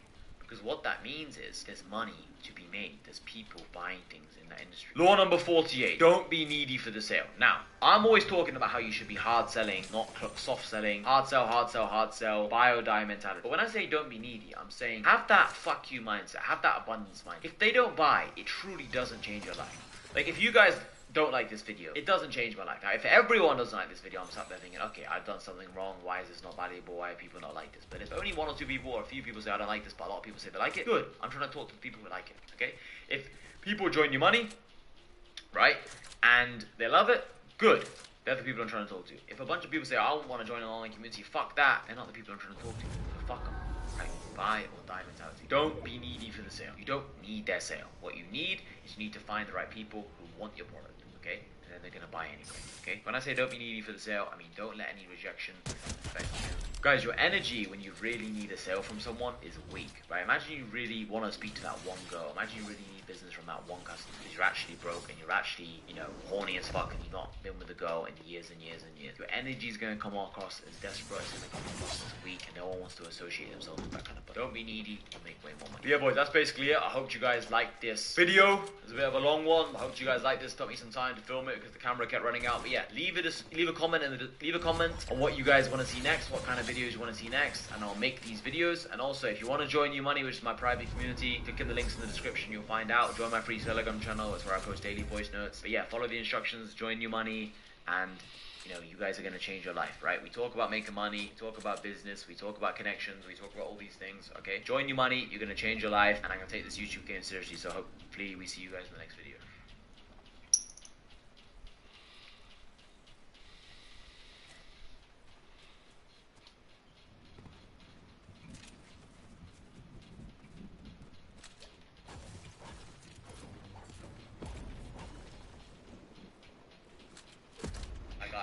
I hate General G. I love to fight General G. So I can sort it out. Yeah, punches that. Should we pay-per-view it? Pay-per-view General G. And he just walked me straight into the club, walked straight into the bar. Everyone in there shitting themselves. Everyone apologising to me. So he fucked him. Yeah, I killed him, then fucked him, then chopped him up. It's pretty normal. Yeah, I mean, everyone's got different hobbies, right? We're talking about how we like making money. Pretty horny, mate. Joking, man. You got 6 cars. Yeah. Supercars. Cash. Yeah, don't forget cash. Not finance. Cash. One time, someone told me like, "Yo, like, are you financing these cars?" Like, DM me and so like, "Are you financing them?" I just blocked them. The F word. Don't ever use the F word with me. Cash. It's always the C word. Cash. Cash. I hate just you went to private school. That's why you got your millions. I've got millions. You're broke. So who cares? All right, boys. Episode 5 of the podcast Young and Rich with HS. We're actually in my house right now on the Palm. I want to actually start this podcast off showing you guys this Rolex Hulk. So, this Rolex Hulk, I want to give it away to one of you boys, right? I don't want this watch. This is a broke boy watch. We're used to big boy watches. Tell them about that watch, actually, before I start flexing with this. So recently, since the last podcast, picked up an RM65 carbon at retail, 350,000 euros, bargain, cheap. At retail? Yeah, I got it at retail. I only buy watches at retail. But yeah, we got this one retail, worth about 500-600k. Perfect purchase, big flexi watch. Not like these RM5s and RM10s that your favourite rappers wear, broke boy watches. But anyway, back to the point, we're giving away a Hulk. Yeah, so we're going to give away this Rolex Hulk. Share this video, boys. Share this on your Instagram story. Tag a few of your friends. We're going to give this away. If this podcast hits 100k views, we're going to give away this Rolex Hulk to one of you guys in the comments. You basically just have to show us that you sub to the channel. I guess you follow H on Instagram, follow me on Instagram. Fuck it, we'll give it away. Do you know what as well? We don't want this, it's cheap. We don't talk about this enough. We actually really do appreciate all the support we've been getting on the podcast. I've been seeing a lot of people putting on their Instagram stories, DMing me, saying, wow, like I'm really learning a lot of shit. And that's why we're here. We might say the cunty comments about this and that, but we're both humble guys, we're both down-to-earth people, and we really appreciate actually being able to help you guys level up and progress. Someone said that to me the other day. They were like, bro, I'm messaging you this because H might not see this. But like, I super appreciate the podcast, and also is like, I can tell you guys are actually proper humble. Actually, no, another guy actually said, bro, you seem a lot more humble than H. I was like, nah, bro, off camera, like we're both chill. It's just on camera, it's just... Well, of course, on camera sometimes we might say things and that we know what we're doing. But yeah, we're nice guys and we want to help you guys get in our mindset, because if you were actually in our mindset, I feel like you guys would literally... There's no way you cannot succeed if you think like us and move like us. Bro, the thing is, boys, this is the thing. Everyone thinks that like success is this like genetic thing, it's like this luck thing, and it's all this kind of stuff. But at the end of the day, right, it's like there are Chinese billionaires, there are Indian billionaires, right? Where are you from? Nigeria? Yeah, Nigeria. Yeah, you're mixed race, right? I'm fully Lebanese. I was born in England. There are people who are rich as fuck from India. There are people who are rich as fuck from Ecuador. Like, you can look different. You can be different skin color. You can be this. You can be that. It's like it's completely down to your mindset. That's the only thing. It's completely the only thing that's stopping you guys from becoming successful. So basically, since the last podcast, I've been away. I've been in Ibiza for 15 days, I think, 16 days. It's been an absolute bender. And I wanted to talk to you guys about travelling, because we were speaking about that before and how it can help you have a more holistic view of the world and whatever. But I actually want to talk about how expensive travelling can be and how expensive going on holidays are. Like, when you make more money, you just realise how much more money you can spend. Yep. In them 15 days, I was saying to Hassan, I spent in excess of £150,000 in 15 days. So that's like 10k a day I was spending. On what? How? That's without accommodation. I'm saying spending, like clubs, tables, food and drink. Okay? My hotel was £1,200 a night. No, 1,200 euros a night, so £1,000 a night, something like that. But you can spend so much fucking money. I didn't even realise until this holiday. I did not realise how easy it was especially in Ibiza. Somewhere that's a party place, somewhere that normal people with normal jobs, they go and chill there and they're going on budgets. They're just doing whatever drugs they're doing or whatever. But for me, I was spending £1,300-1,400 a day on whiskey sours, having Macallan 18 whiskey, top level whiskey, 80 euros a drink. Because people will say, yeah, Harrison, I get that money's important, but then why would you want to spend so much money on a drink when you can just get the same level of drunk, the same level of fun for €5, 10 euros? Because I hear this point all the time, but it's not about like that drink gave you extra happiness. It's about the fact that why can't you get to a level of money where you don't think about anything? And also, it's like once you spend that money, it's like now you have to make more anyway. Like even if you don't spend that money, you have to make more. You're always hustling anyway. So who cares? Enjoy your life, man. Like I rate it, mate. Life is expensive. Okay, life is seriously expensive. When you're going there and you're getting these tables in these clubs, if you experience in any holiday destination, you need an extreme amount of money. These tables in a club, it was called High Ibiza, like €12,000 for a table behind the DJ booth. All Declan Rice, other footballers behind there who I sat on tables next to. The fittest girls were coming there. Couldn't get up it unless you were spending the minimum table up there was probably like €8,000. So everyone up there has got money, and then it was just all of us were looking down on the crowd of people in there, and it just felt like a massive divide. I mean, you had 9 out of 10s, 10 out of 10s up there, a lot of rich guys, and then in the crowd you had guys who looked like they fucking may as well be in Magaluf, you know, could be wherever. It was crazy to me, but it was a great experience. I enjoyed myself, but I really did realise how expensive shit is. Like, fine drinks, €80 a drink. It's crazy. I think as well, like, it's actually a little business lesson. It's like, if you're the guy selling those drinks, you can kind of charge whatever price you want, because let's say those drinks were £52 or £60. For you, it's the same. Yeah. And the people willing to spend 52 on a drink are also willing to spend 60. They're also probably willing to spend 63. You know, it's like, it's kind of the point I'm trying to make is that you can kind of charge whatever you want. It's like that hotel you were staying in, the Oko place. Oku, yeah, it was very nice. We had a really good lunch there just the last day when I was there, and it's like, I can't remember what the bill was for the food, but just you were telling me about the price of the room. It's like, let's say it's 900 versus 1K. Someone who's willing to spend 900 will also spend the 1K. So the point is, guys, is if you get into these businesses where you're the person selling the hotel rooms, obviously I know that might be many steps away, but I'm saying, like, that's the money game for you. You keep working yourself up until you're in a position where you can just charge whatever price you want for whatever product. Tap the screen, y'all. Tap the screen. Show some love. Tap the screen. Budget. Yeah, they don't have a budget. Like, you would have paid anything for that, because you said you got security as well. We'll talk about that one already. Well, I can talk about the security. I had 2 security guys with me the whole time. That's very expensive as well. 150 grand for 3 months. So it's like, if it was not 100, let's say it was 154k, like, you'd have still spent it. Yeah. So then they would have made an extra 4k. It's interesting, isn't it? Yeah, it literally makes no difference. So it's like you can literally charge whatever you want when you're selling to the rich. So all of you guys out there right now thinking, who's going to pay this much money for that? Who's going to pay that much money for that? You need to realize if you start selling to richer people, you can make unlimited money. Obviously, work your way up. We can talk about this later in this podcast. I'm just saying, like, there's so many levels to the money game, boys. And obviously, we're at a higher level. So it's like, you guys just got to work your way up and you can make unlimited fucking money. Also, don't think by me saying about my experience in Ibiza, right, that you need to be able to go to these places and spend this amount of money.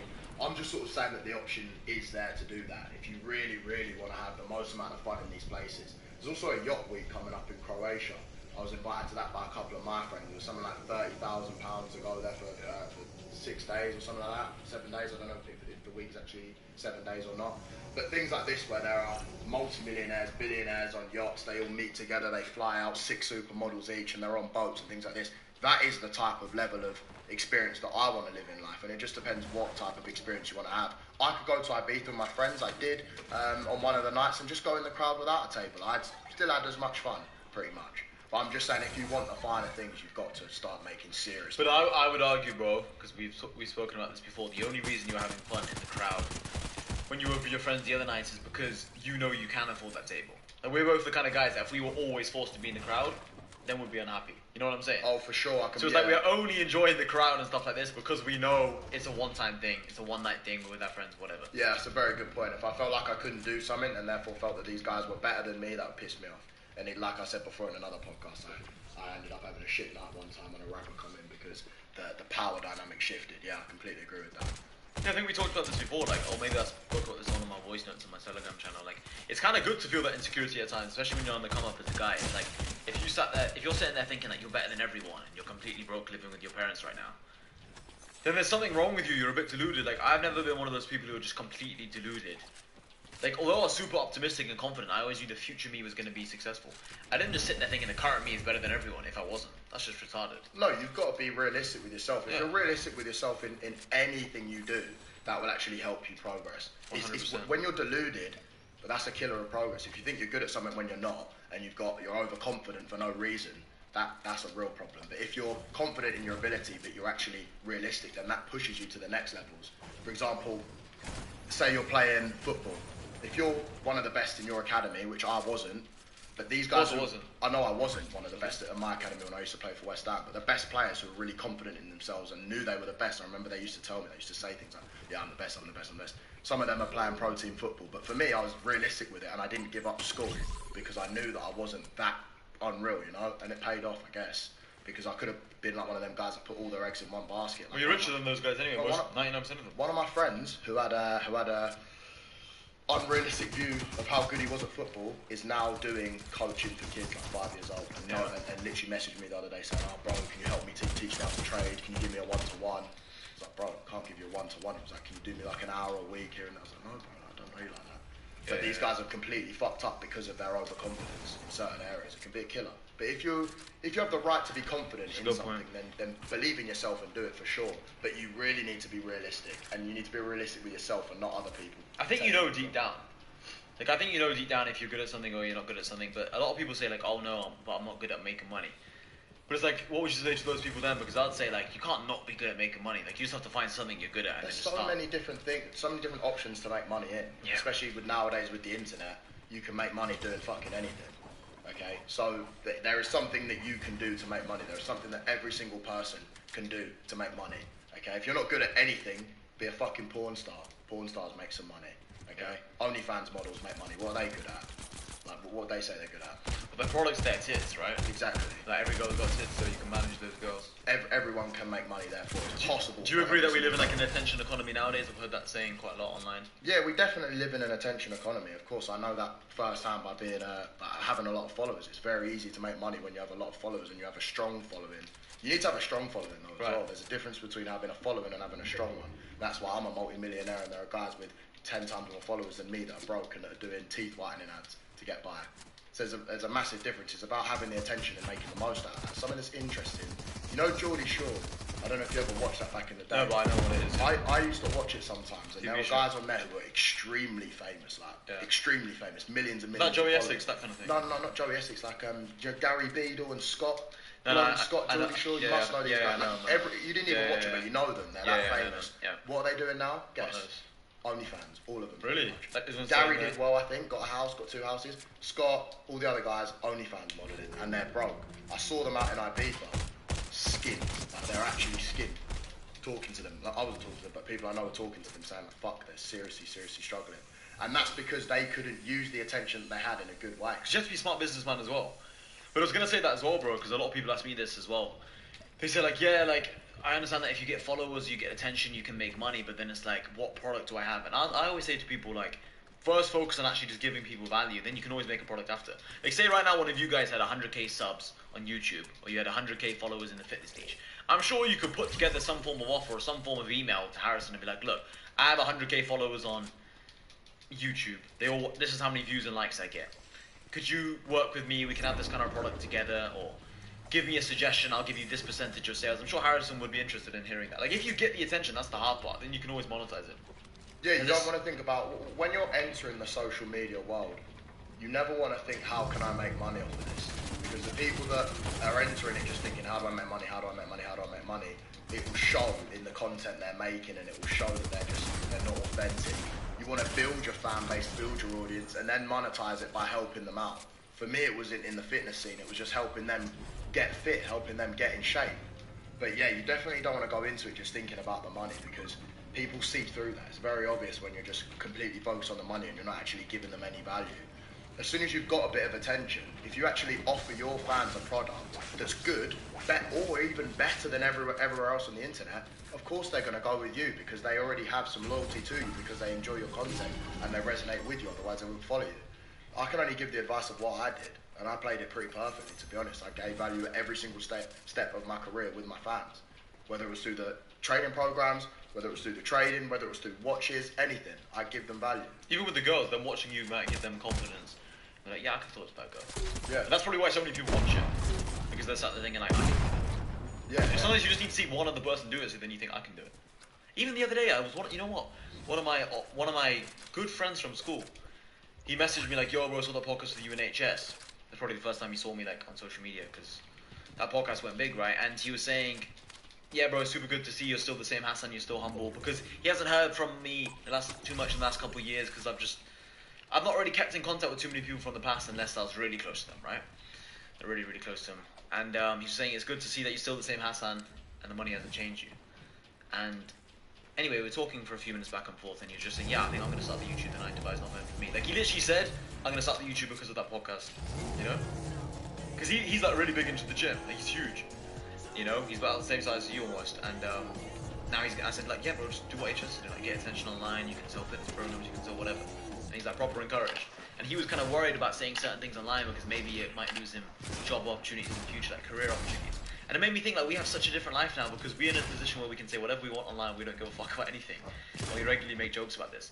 And I said to him, bro, like, I'm the kind of person I'd rather be homeless than have a 9-to-5 job, and I genuinely mean that. So for me, I'd say anything because I don't care about the lost job opportunities. Like, I'd rather be homeless in England on the street, and I'd talk to one of my friends, maybe I can help them with building a website or replying to their DMs. Like, if I lost everything, I'll be like, yo, H, let me reply to your DMs on Instagram. Yeah. I can help you close for your trading broker or whatever. You know, there's always ways you can make money. Both of us could go broke and make money again. It's very simple if you know how to do it. But then what would you say to the people who, because obviously it's easy for us because we know how to make money, but Put yourself around people with money, provide value to people with money / attention. There's always someone with attention right now who could do with a PA or do with some sort of help, where you could bring a commission-based amount of money in, right? You bring them some money, take a commission of it. Whether it's, like you said, replying to DMs or creating them a product that they could sell, there's always value you could, especially if you're a grafter and you've got hours to put in. Because a lot of people with attention, they're the Instagram guys, whatever, the YouTubers, what they don't have a lot of is actual time and effort to put into just sort of labour, like sitting on their phone, replying to DMs or writing emails. because we don't trade our time for money. Exactly. It's unlimited. Exactly. So if you provide value for them on a commission basis, it's very easy. If someone come to me and was only trying to bring something to my table and take a commission of it, why would I say no? Because that's the thing, even right now, this is straight off the top of my head. I just have this idea now. Someone could message you saying, yo, bro, let's create a product where you're going to help guys with girls, you're going to help guys with their mindset, whatever. There's loads of these courses online. Yeah. So the standard course, but in your own words and your own philosophy. A lot of guys would buy that. Now, how are you going to sell more of those programs? Imagine someone was on your DMs talking to these guys who follow you online. Yeah. Obviously, you can be clear with the fact that it's not you behind the DMs, guys. Talk to my assistant. He's going to answer all the questions I've trained him to answer in this way. Those courses will be selling a lot more, right? Because you've got one guy just designated towards working on this, right? That's another business for you. So, like, a lot of you guys could do that. Now, don't just go pitch him a million ideas saying, yo, Harrison, I'm going to do this for you. But the point is that there's always money to be made. Because right now, there's a few people who follow you online or people who know of you from a friend of a friend or a referral who would buy something from you if you had someone replying to their messages. Like, sometimes in sales, this is what I learned from, you know, just so many years in sales now. It's like, it just takes one objection for someone not to buy from you. The only reason maybe right now someone... Okay, let's go back to when you're selling your fitness programs. The only reason someone might have had to not buy one of your fitness programs is because they thought it only applied to men. And there was some girl following you. Yeah. You know what I mean? Yeah. So imagine you had somewhere on the website or a person on your Instagram account saying, putting a story out when you were sleeping, right? Fitness programs for men and women. That might have made a buy in that moment. And that was an extra £20 or $20. I don't know how much it's sold for. The point is like, then how much are you paying that member of staff for 1 hour? It might be a few pounds. £10, £15, £20, whatever. Right? So one customer paid her wages anyway. So it's like when you start thinking about business like that, it becomes so much easier to find work to do for these important people, right? I would definitely advise to put yourself around people like that, especially if you want to get rich when you're young as well. It's important to try and get rich in your 20s and to acquire wealth as soon as possible. And when you're young, when you're even 15 years old, 14, 15, 16 years old, there's nothing stopping you from doing these type of things. Whereas realistically, it's going to be hard for you to get yourself in any sort of big business when you're that young. Even a 9-to-5 job is quite difficult to get at that age. Yeah, you can do some type of things, but you're not going to be hustling up the city when you're 14, 15. However, with the internet era, you can be using your phone and providing value for people with attention and starting to build your own personal brand at these ages, which is definitely what I will bring my kid up to do, for sure. When my kid's 14, 15, 16, they're going to be grafted from then, online, trying to make money, showing them skills. And that's what you guys should be doing. Because to be rich in your 20s, that's what we say this all the time. The podcast is called Young and Rich. Who cares if you're rich when you're 40, 50 years old? You want to be rich now and living life now. We're currently in a house, $4 million house on the Palm, living it up. And we're young and we're enjoying life. We're traveling around, going to Ibiza, doing these things. I'm not going to Ibiza when I'm 60 years old. I'm not going to be enjoying driving around in my Lamborghini, looking at girls out the window, roof down, when I'm 60 years old, as much as I am when I'm 21. So you definitely want to be trying to get as rich as possible when you're young. How hard do you think it is to get rich in your 20s? I don't think it's necessarily about the age you're at. I think it's more so about like how many years or how many hours you spent working on that thing. Like if you started selling, let's say right now you went back to being 16, right, and you started selling fitness programs, and you knew what you knew now, you'd be fine. It's not necessarily the age. It's just like normally when you're older, you're smarter and you know more about the world. But if you apply yourself and you start getting some good experience, you understand sales, you understand marketing, you could be 16 making money. Because for all they know online, right, you could have told everyone you were 30, they might have believed you. Yeah.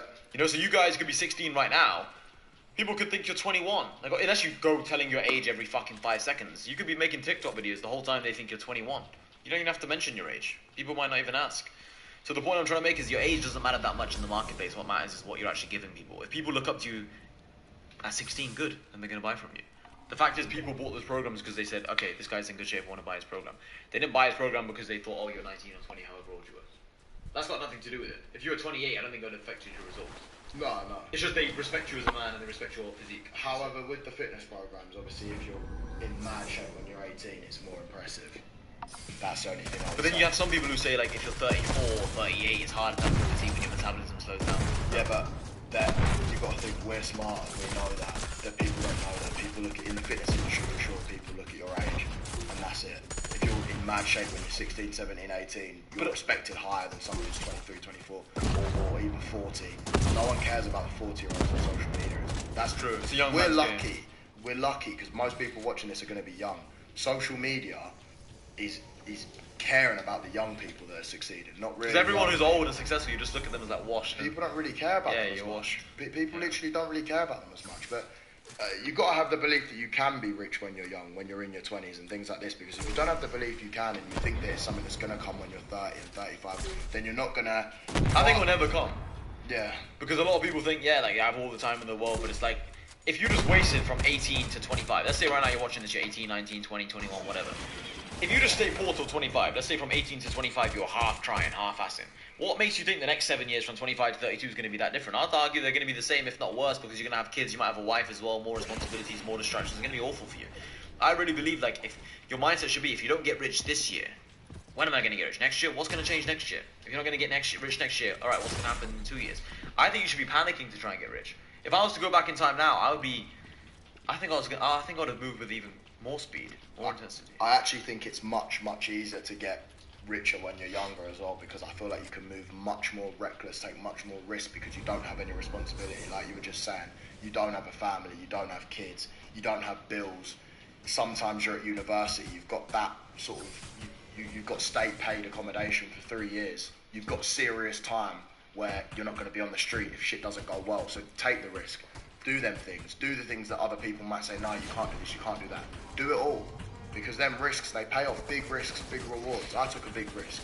Not going to Remind me again, remind the audience, did you leave uni or did you get... Yeah, so I dropped out of university after 6 months, 7 months of university. Yeah, Come on, cuz. Go to one Come on, lecture, cuz. You don't want that, boy. You don't want that, boy. Taking social media pictures, making content, and moving reckless. Taking Can't them get risks. me, I said, man. right, I'm the gingerbread man, 1 boy. year, I'm gonna go so hard. Real live in the Worst comes city, to boy. worst, I can repeat the year. Boy. Boy. But I can make it now. What? When you But dropped out, any Pop smoke. money from Yeah, social so when I dropped out, I probably made like $250,000 because it was. Oh, you'd already made... Quarter milli. Yeah, it was like Quarter milli. 2 months into summer, 3 months into Shawty summer. wanna act silly, 'cause I got a quarter milli. $250,000 up, and that's Alright, so you had already my got mum, concepts. like, look, no, that was when my mum said to me, look, like, you're obviously not going back to uni now in September, I don't think. I was like, fuck no, like, why the fuck would I do that? So you dropped out at the end of the first year in the summer. Sorry, I officially dropped out, yeah. But Alright. I wasn't in the country like 6 or 7 months in, and I didn't actually do any lectures. I put it all into let me try now. And anyone who's watching this, if you're 16, 17, 18, 19, 20, going into university, seriously, just do what you want. Yeah. Take them risks, because I would not be sat here if I'd have listened to everyone else. I'd be at university doing something that I didn't want to do. And now look at me, multi-millionaire, doing what I want, living on my own terms, and all the people that were hating, they're now watching and trying to learn. I think sometimes, like, because I remember when I was younger, I used to watch these videos, let's say, on YouTube, and I'd see people talk about how, like, you guys can do it as well, like, it's possible. And, like, you know, when you're watching it, although you think it is possible, because obviously, if we didn't think it was possible, we wouldn't be here. But in the back of your mind, you're thinking, they're just saying that to make, you know what I mean? Yeah. But it's like, I was just deeping it now, like, we literally, I'm not sure if they can see on the video, like, we literally live, H just came now, but I literally live on the Palm Boys. This place, like, 23k a month, 24k a month, including bills, I think, for rent, right? We're renting every single month, 24k a month. I was just sat here thinking, like, this is sick. Bro, it is You know, like, I used to see your videos last year on YouTube. You know, I was already doing well by then, but it's like, you know, he didn't know me back then. Now we're good friends, we're business partners. Now we're doing this podcast together. 24k a month rent. Got fucking 6 supercars outside. Got the ATOR Superfast coming in a couple of days. Like, it's kind of crazy when you actually deep it. It's like, the same people I used to watch on YouTube, like 9 out of 10 of them I'm richer than now. Yeah. Like, it's crazy.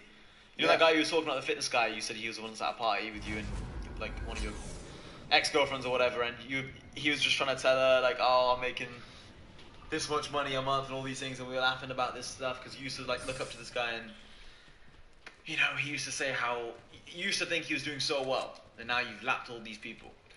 Like, it's crazy. It's actually mad. It is very mad, and the craziest thing I think that what I've realised about since I've started making money is with money there's also another thing that's very important in this world, and that's power.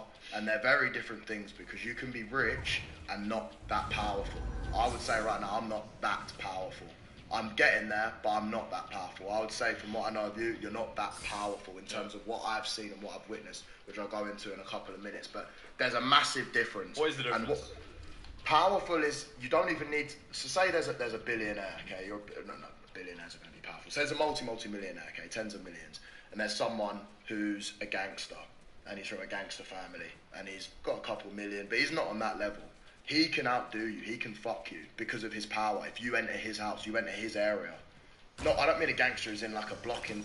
My point being is that you can be rich, and as you get richer and richer and richer, you fall into more and more problems, okay? Because people want to come and they want to get a piece of the pie, they want to take your money and things like this. We're very safe being in Dubai, but the real world is not Dubai. The real world is a lot harsher than this. And it's important to have a level of power as you get richer. Otherwise you can get unstuck. I've seen it happen before. Like, for example, and that was a level of power that I'd never actually witnessed, and it's something that excites me. That's what I want. I want power as well as to be rich. That's what I chase. I chase power as well, because I think power is crazy. It's like you're actually, you live like a king. Like you're like above people almost. It's crazy, and it's something that I had no idea about. But as you enter this world of money, you realise that money isn't just everything. It's about connections and network and power. And people can be poorer than you, but they can fuck you because they're more powerful than you. And this world is crazy corrupt as well. People don't, I don't know if people realise it or not, or even if they care too much because they're not involved in it, but or they are involved in it, but they're so low down that they don't actually see the big moves being made. But as you actually start making millions and you get yourselves around these shot callers, you realise how corrupt the whole world is. The world is seriously corrupt. Guys at the bottom who don't really realise they're slaves, they're not in their circle, they can't really see what's going on. But I've seen some mad shit. I've experienced some shit that I can't even really talk about on the podcast, but just crazy levels of power and corruption. Do you think you've always wanted power, or just since you've become richer you're more aware of it now? Or have you always been kind of aware of it? No, I've never been aware of it like this. Like I didn't realise that there are people that are above the law, that are so above the law, like that it's just a joke. Like, yes, you can get the power by becoming extremely wealthy. Do you want power? What are your goals? Do you care about being powerful? Do you just want to be rich? Do you really understand the difference? Have you seen the difference like I have? I won't say I've necessarily seen it too much, but yeah, I absolutely want to be powerful. I think there is a big difference. Because yeah, if you're richer, you can afford a nicer watch. Let's say right now this watch wasn't this watch. It was a watch that was 10 times the price of like a few million. Like, you know those watches with crazy diamonds like the J. Cole ones? Yeah. Like, who gives a fuck, really? Yeah. Right, this is the same, in my opinion. But yeah, if you're powerful, you're going to feel more safe as well. I always say money is like a form of defense. Right now, something goes wrong with your family, someone gets ill, someone needs money, someone goes to jail. Money helps in every situation. Like, money is a form of defense. But if you have true power, then obviously that's the best form of defense. But yeah, man, as you just get rich naturally, I think you understand more how the world works. You understand how unfair it is. You understand how much luck plays a factor. You understand how some people are just, I know it sounds harsh, but they're completely just slaves. Completely and utterly, they're just slaves. Like, even now, like, I think this is a lesson as to why it's so important. Sorry, I think this is a lesson to prove how important English is.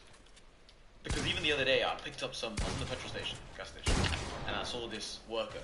Now, I've seen him before a couple months ago. So what I did is I picked him up in the euros.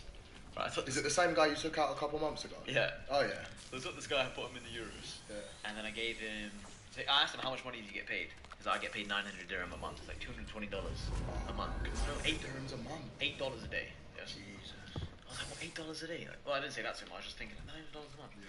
So yeah, $900 a month. You work 6 days a week, 12 hours a day, 72 hours a week, right?